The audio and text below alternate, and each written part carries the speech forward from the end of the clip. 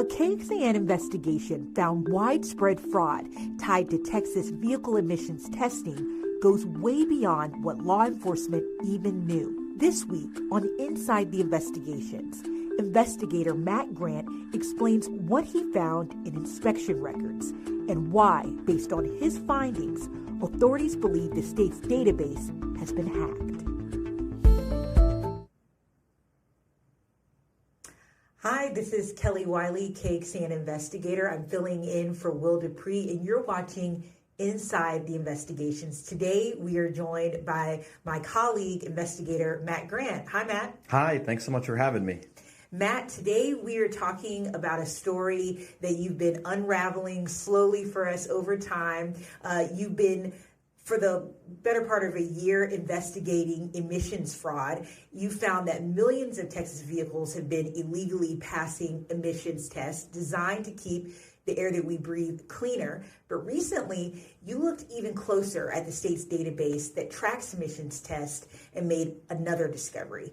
Tell us about it. Yeah, well, this is really the evolution in the paper tag fraud that we've been covering for years now. In Texas, while next year the safety inspections are going to go away, the emissions inspections in 17 of the most populous counties, they're not. They're here to stay. And we found that in some cases, state inspectors are taking bribes to illegally pass and clear some of these vehicles that should not be on the road. The Travis County Constable's Office, their Clean Air Task Force, Precinct 3, they estimate 5 million vehicles last year and the year before were passing 5 million vehicles in both years. So this is a major problem. And so what we started doing is we were going through state inspection records. So the process of illegally passing these vehicles, it's called clean scanning. And we started looking at vehicle inspection reports, public reports, and we were looking through them, and we found some really clear red flags.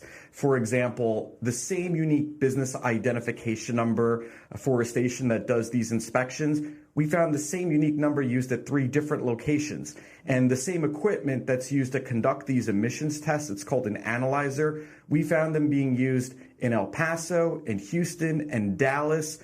Different inspections, same date, same time. Wow, so there's really no way those tests could have happened simultaneously. Law enforcement across the board say that that's impossible, physically and otherwise. You can't have the same equipment in multiple locations at the exact same time. Yet they're in the state's database. Right, registered as an official state record. Okay, so that's a huge finding, Matt. Who have you shared this data with, and what was their response? Well, we shared it across the board with everybody who would have a hand in this. We recently sent it to Sergeant Jose Escobar with the Travis County Constable Precinct 3 Clean Air Task Force.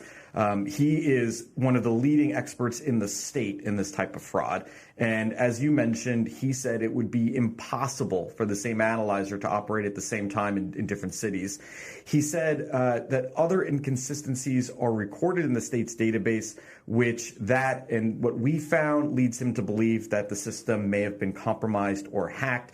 The Texas Department of Public Safety also says that it's just not possible for what we found to occur legally. And in recent months, Escribano's team, they've been looking at and going after this type of fraud. They've obtained more than 20 arrest warrants. They have more than 200 criminal cases that they're looking into. And the Travis County Tax Office says that since April, it's caught 200 bogus reports that they've flagged. And right now, what they're planning to do is put up warning messages at their local tax offices to let people know, hey, be on the lookout for this type of fraud. So on the local level, they're taking action. They're trying to prosecute and also just warn people about this type of fraud. But is there any more action happening on the state level? Yes, there is. So Escribano, he wants to know why some of the inspections that we found are happening and being registered as occurring at 3:30 in the morning, well outside of normal business hours. Experts say that that should not be happening. Also, some inspections lasting just a couple seconds, when experts say that these inspections should be taking on average about 10 minutes. So again, obvious red flags here. We did ask DPS about this and TCEQ. Both agencies say they're working on a fix. It's a tool that, if it works, and it's in pilot testing right now, the goal is to, when they catch a fraud or when they detect fraud, that it would shut off these inspections in real time. So it would automatically fail an inspection when fraud is detected. That's supposed to be done, officials tell me, by the end of the year, and then it will be up to DPS when and how to implement that. But Escribano and others say, look, this has been a problem since 2017, and even before that. Here you are 7 years later, and still not enough has been done to stop this fraud at the source. Escribano has been arguing for more to be done, and right now it's just unclear, this new tool that they're working on, if or when that will be implemented. Now comes the part where we wait and the red tape to see what comes up.